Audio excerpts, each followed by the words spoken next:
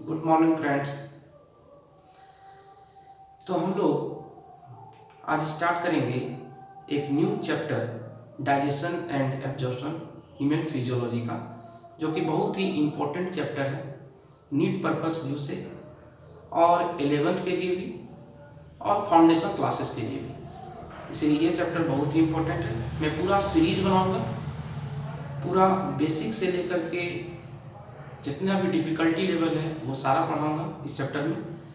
Video बहुत ही छोटा रहेगा और मल्टीपल वीडियोज रहेंगे पूरे डाइजेस्टिव सिस्टम का, और टोटल सिस्टम हम लोग लेके चलेंगे। तो डाइजेस्टिव सिस्टम का जो भी इजी टॉपिक है और हार्ड टॉपिक है सभी इसमें कवर किया जाएगा, लेकिन एक ही टॉपिक एक ही लेक्चर में कवर नहीं हो सकता, इसलिए ये धीरे धीरे लेक्चर में कवर हो जाएगा। आप लोग डेली वीडियो देखें, अगर अच्छे लगे तो सब्सक्राइब करें, लाइक करें एंड शेयर करें। और तुरंत ही हार्ड स्टार्ट नहीं हो जाएगा, पहले बेसिक आज हम लोग फंडामेंटल कुछ चीज़ें देखेंगे, फिर हम लोग धीरे धीरे इस चैप्टर में पूरा डिटेल तक देखेंगे। इसलिए आप लोग पूरा जितने भी सीरीज आएंगे वो टोटल सीरीज को आप देखने का प्रयास करिएगा, ठीक है। चलिए ओके। तो डाइजेशन एंड एब्जॉर्प्शन चैप्टर है, जैसे कि हम लोग डाइजेशन जो आता है, डाइजेशन एंड एब्जॉर्प्शन, तो ये आता है डाइजेस्टिव सिस्टम। डाइजेस्टिव सिस्टम, सबसे पहली बात, what is digestive system?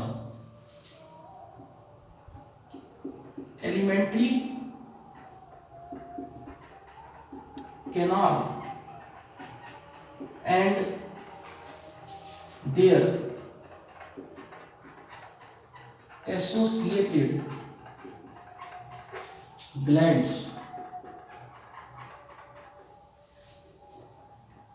are called digestive system. Alimentary canal and their associated glands are called digestive system. ये डाइजेशन एंड एब्जॉर्प्शन चैप्टर में हम लोग देख रहे हैं।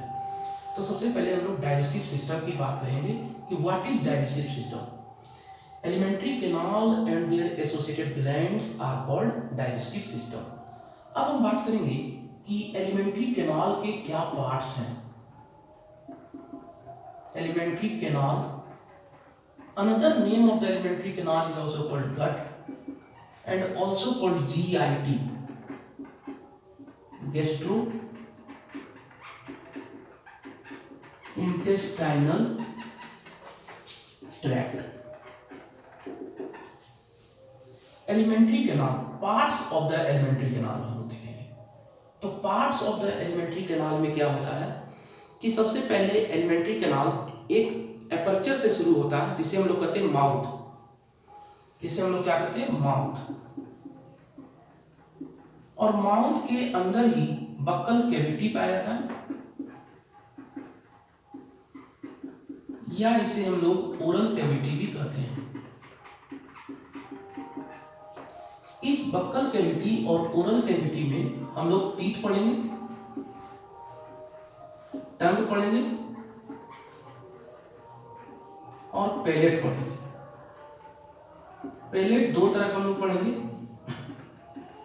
एक सॉफ्ट पैलेट और एक हार्ड पैलेट। ये चीजें हम लोग देखेंगे। इसके बाद हम लोग आ जाएंगे माउथ, बकल कैविटी के बाद फेरिंग्स। फेरिंग्स में हम लोग तीन पार्ट देखेंगे, 3 रीजन होते हैं, नेजोफेरिंग्स, ओरोफेरिंग्स एंड लेरिंगोफेरिंग्स। ये टोटल हम लोग देखेंगे। इसके बाद ओएसोफेगस। फेरिंग्स हम लोग एक्चुअली डाइजेस्टिव सिस्टम में भी देखेंगे और रेस्पिरेटरी सिस्टम में भी देखेंगे। इसका मतलब फेरिंग्स में फूड भी पास करता है और एयर भी पास करता है।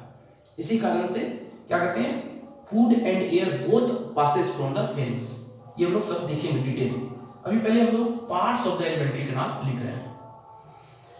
तो ओएसोफेगस, ओएसोफेगस ओपन होता है स्टमक में, और स्टमक अब ओपन होता है स्मॉल इंटेस्टाइन में।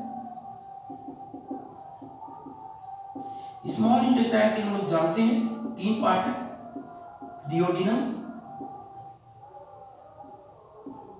Jejunum and ilium.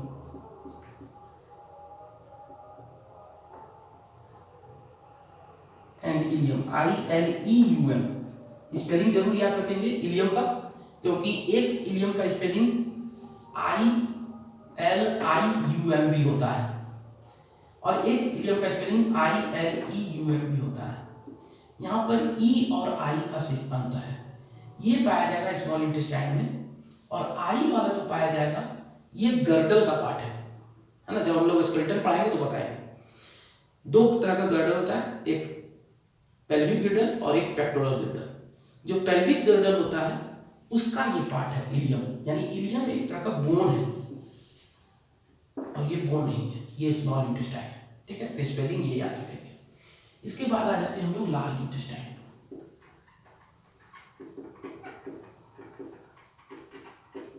Large intestine के पार्ट हो जाएंगे caecum, colon, rectum and anus. Caecum, colon, rectum and anus. Colon के जो पार्ट हो जाएंगे वो 4 पार्ट हो जाएंगे। एक हो जाएगा एसेंडिंग कोलोन,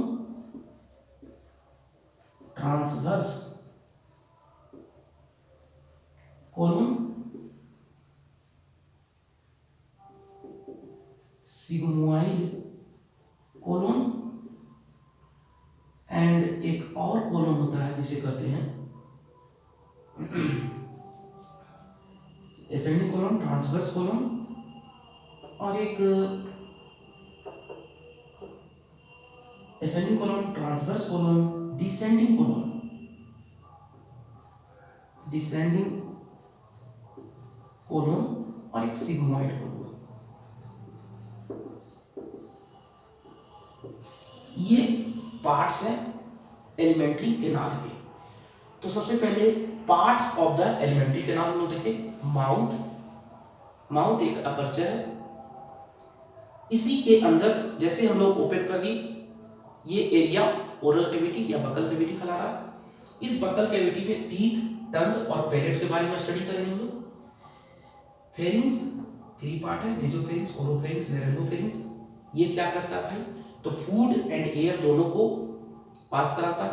सभी के बारे में हम लोग डिटेल देखेंगे, हर का एक एक लेक्चर होगा। Oesophagus, stomach, small intestine, duodenum, jejunum, ileum, और इसके बाद large intestine, caecum, colon, rectum, anus. Colon के 4 पार्ट है, ascending colon, transverse colon, descending colon and sigmoid colon. ये सब सीक्वेंस ऑर्डर में याद रखना है कि पहला एसेंडिंग होगा, फिर ट्रांसवर्स होगा, फिर डिसेंडिंग कोलोन होगा और फिर सिग्मोइड कोलोन होगा।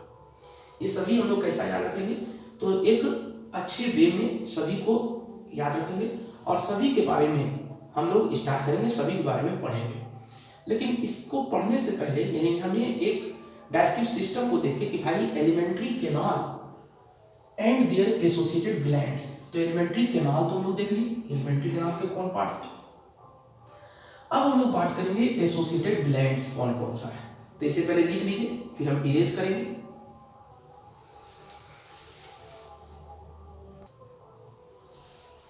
हाँ, तो आप लोग लिख लिए होंगे। अब हम लोग देखिए digestive system, alimentary canal and their associated glands are called digestive system.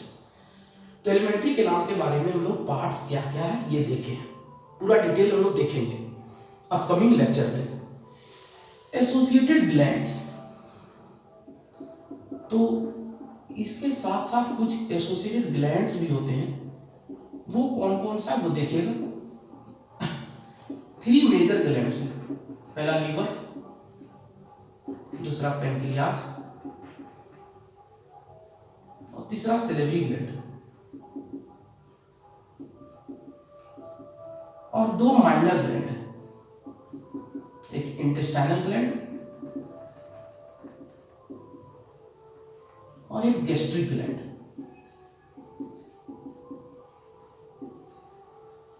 ये सब के बारे में हम लोग डिटेल देखना, यानी ये सिलेबस हुआ हम लोग का कि डाइजेस्टिव सिस्टम में हमको क्या क्या देखना है। यानी alimentary canal and their associated glands are called digestive system, सबके बारे में देखेंगे। इसके बाद और क्या है, तो अब देखिए क्या होता है न्यूट्रिएंट्स, बात को समझेंगे।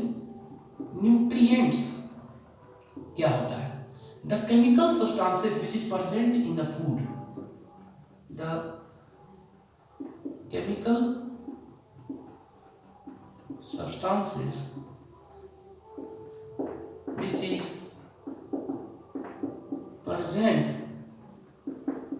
in the food is called nutrients। यानी जो केमिकल सब्सटेंसेस होता है फूड में उसी को न्यूट्रिएंट्स कहते हैं। अभी हमने सिलेबस लिखे हैं, वो चीज सब बताएंगे। पहले हम लोग न्यूट्रिएंट्स देख लें, छोटा सा टॉपिक है। The chemical substances which is present in the food is called nutrients. यानी न्यूट्रिएंट्स जो है वो भी दो तरह का होता है।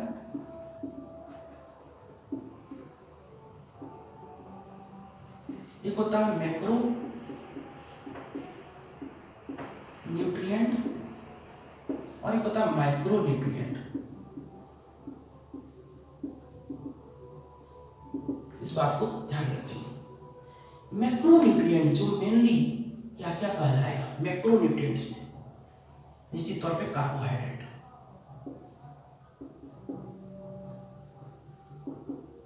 फैट या इसी दूसरा नाम लिपिड भी कहते हैं, प्रोटीन, न्यूक्लिक एसिड, ये सब मैक्रो न्यूट्रिएंट है। और माइक्रो न्यूट्रिएंट क्या होता है? जैसे मिनरल्स, विटामिन्स, वाटर, ये क्या है? माइक्रो न्यूट्रिएंट है। तो मैक्रो न्यूट्रिएंट से हमें एनर्जी मिलेगा, इट प्रोवाइड्स एनर्जी। और जिस चीज से एनर्जी मिले उसे हम लोग प्रिंसिपल या मेजर फूड कहते हैं। तो it is the principal food,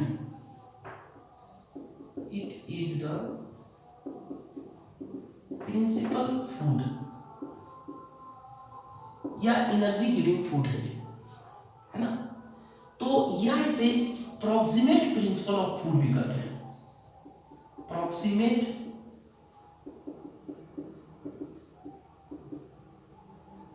principal of food भी कहते हैं इसे। और ये जो हो जाएगा, ये क्या हो जाएगा?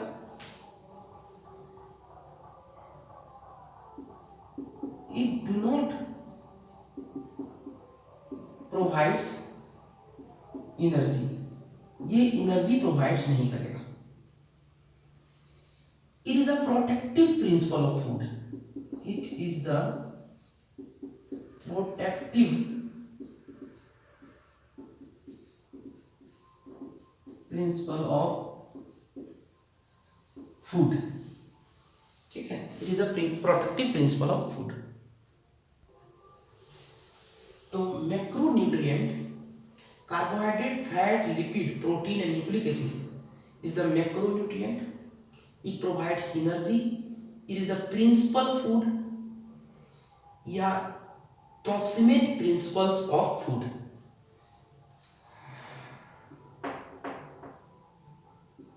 प्रिंसिपल्स फूड या proximate principles of food. Micronutrient minerals, vitamins, water, it do not provides energy but it is necessary for the metabolism.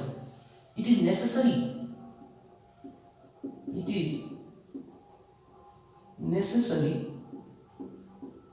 for the metabolism. और मेटाबॉलिज्म क्या है? तो सीरीज ऑफ केमिकल रिएक्शंस है जो हमारे बॉडी में चलता है ना, सेल में चलता है, जैसे catabolism and anabolism. Catabolism is the breakdown process, anabolism is the synthetic process. ये सब चीजें हम लोग देखेंगे। तो it is necessary for the metabolism, ठीक है। तो it is the protective principles of food, यानी प्रोटेक्शन करेगा हमारे बॉडी को, और ये हमारे एनर्जी गिविंग फूड है। तो ये सब फूड है। अब इसे आप अच्छे ढंग से लिख लीजिए, फिर हम इसे इरेज कर देंगे।